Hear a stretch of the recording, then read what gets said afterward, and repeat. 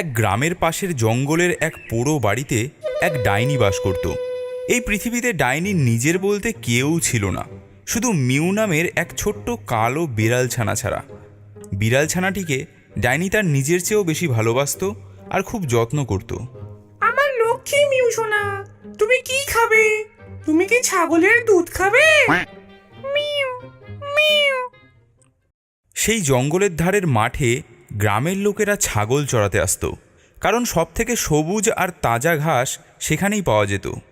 আচ্ছা দাদা, আমি তো গ্রামে নতুন এসেছি, তা শুনেছি এখানে নাকি কাছেই এক ডাইনি থাকে। ঠিকই শুনেছ। এখানে আসতে তোমাদের ভয় করে না? আরে না, আগে ভয় করত, কিন্তু এখন আর করে না। কেন দাদা? এখানে ছাগল চড়ানোর অনুমতি ডাইনি আমাদের দিয়েছেন, সেজন্য অবশ্য প্রতিদিন এক বাটি করে ছাগলের দুধ ভেট দিতে হয় আমাদের, ওর বিড়াল ছানার জন্য। সে কি দাদা, প্রতিদিন এক বাটি ছাগলের দুধ? হ্যাঁ, আমাদের মধ্যে থেকে রোজ একজন করে ডাইনিকে ছাগলের দুধ দেয়, তাই সমস্যা হয় না। তার মানে এখানে ছাগল চড়াতে গেলে আমাকেও দিতে হবে? হ্যাঁ, সে তো হবেই। যাই হোক, আজকের দুধটা দিয়ে আসি, কালকে আবার তোমার পালা।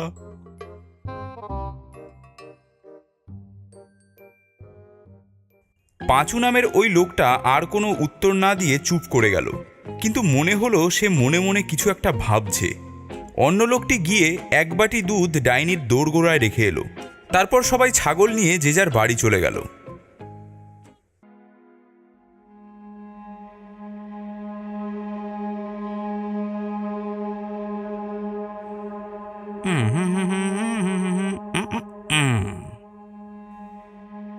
এ কি, ওটা কি করছো?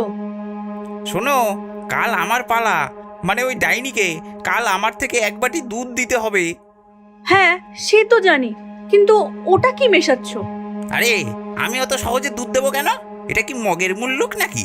আমি এই দুধে বিষ মিশিয়ে দিচ্ছি। এই দুধ খেলেই ওই ডাইনির ছানা মরে যাবে, আর তাহলেই ওকে আর কোনোদিনও আমাদের দুধ দিতে হবে না। ওগো, ভুল কিছু করো না, পরে আমরা বিপদে পড়বো।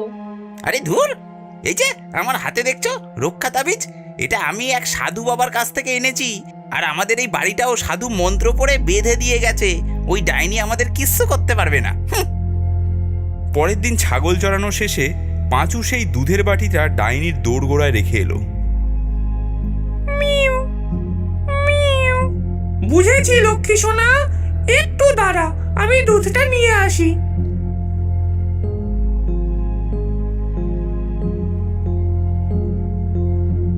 এই নাও লক্ষ্মী সোনা, খেয়ে নাও। মিউ মিউ।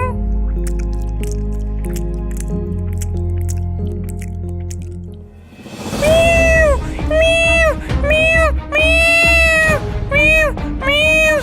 এ কি হলো? এ কি হলো তোর? এমন করছিস কেন? মিউ মিউ মিউ মিউ মিউ মিউ। না,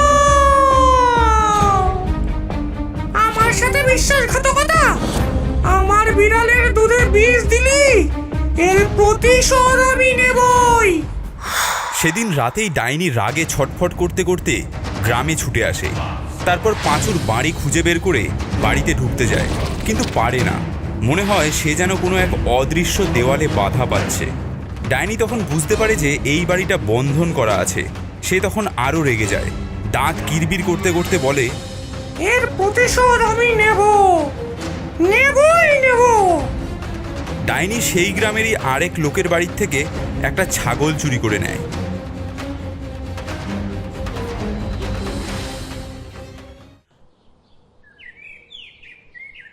পরের দিন সকালে ছাগলের মালিক দেখতে পায় তার একটা ছাগল নেই। তখন সে লক্ষ্য করতেই দেখে একটা পায়ের ছাপ তার বাড়ি থেকে বেরিয়ে অন্যদিকে গেছে। সেই পায়ের ছাপ ধরে সে পাঁচুর বাড়ির সামনে এসে পৌঁছায় আর দেখতে পায় সেখানে ছাগলের কিছু হাড়গোড় পড়ে আছে। সে তখন চিৎকার করে পাঁচুকে ডাকে, এই চোর, তুই আমার ছাগল চুরি করেছিস, আমি তোকে ছাড়বো না।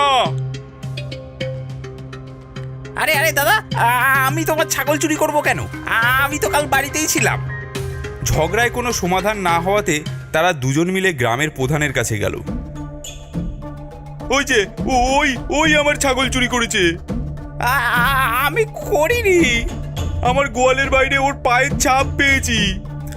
আমি চুরি করিনি, ওই ছাপ আমার না, আমি বাড়িতেই ছিলাম। তাহলে কে করেছে?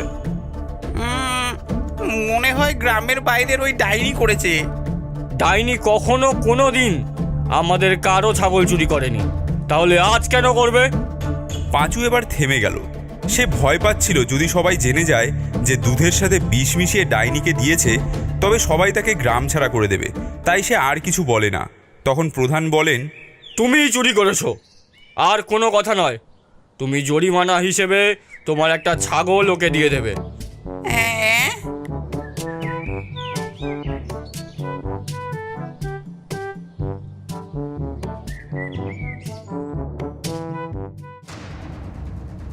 সেদিন রাতে ডাইনি আবারও গ্রামে আসে।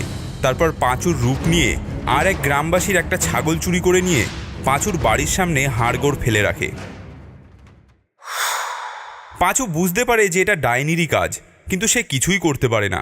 সেদিনও গ্রামের প্রধান বিচার করে তাকে আরও একটা ছাগল জরিমানা করে। এভাবে প্রতিদিন রাতেই ডাইনি ছাগল চুরি করে, আর পরের দিন পাঁচুকে তার জরিমানা দিতে হয়। এইভাবে জরিমানা দিতে দিতে পাঁচুর কাছে আর একটাও ছাগল থাকে না। একদিন রাতে গ্রামের প্রধানের গোয়াল থেকেই একটা ছাগল চুরি গেল।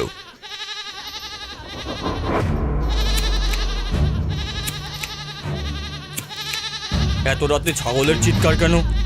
দেখি তো গিয়ে। আমার ছাগল চুরি? দাঁড়া, কাল তোকে গ্রাম ছাড়া করব। পরদিন সকাল হতেই গ্রামের সকল মানুষ মিলে পাঁচুর বাড়ি ঘেরাও করে আর বলা বলি করতে থাকে, ওকে গ্রাম থেকে বের করে দাও। ওকে পুলিশে দিতে হবে, এত সহজে ছাড়া যাবে না। এসব দেখে পাঁচু একেবারে সকলের সামনে এসে হাত জোর করে বলে, আমি পাপ করেছি, আমি মহা পাপ করেছি। আমি দুধে বিষ মিশিয়ে ডাইনির বিড়াল ছানাকে মেরে ফেলেছি। এই প্রতিশোধেই ডাইনি আমার উপর থেকে নিচ্ছে। আপনারা আমাকে বাঁচান। এবারে পাঁচুর কথা শুনে সবাই সবটা বুঝতে পারে। গ্রামের প্রধান বলেন, হায় হায় হায়, এ কি করেছিস তুই? এখন ডাইনি কি আমাদের ক্ষমা করবে? তোমরা সবাই মিলে ডাইনির কাছে যাও। ডাইনির মনটা ভালো, তোমরা তার কাছে ক্ষমা চাও।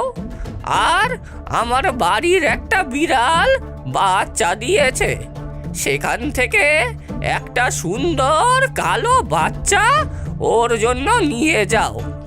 সবাই মিলে তখন একটা কালো বিড়ালের বাচ্চা সঙ্গে দুধ নিয়ে আর ওই লোকটাকে ধরে নিয়ে ডাইনির বাড়ি যায় আর ক্ষমা চেয়ে বলে, ডাইনিমা, আমাদের ভুল হয়ে গেছে, আমাদের ক্ষমা করে দাও ডাইনিমা।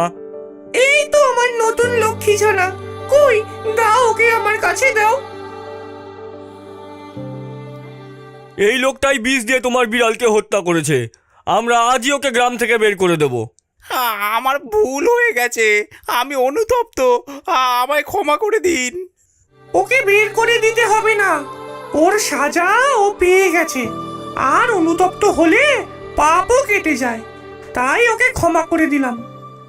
এই দেখো মিউ সোনা, এটা হলো ক্ষীরের পুতুল ইউটিউব চ্যানেল। এটাকে সাবস্ক্রাইব করতে হয়। Mu mu.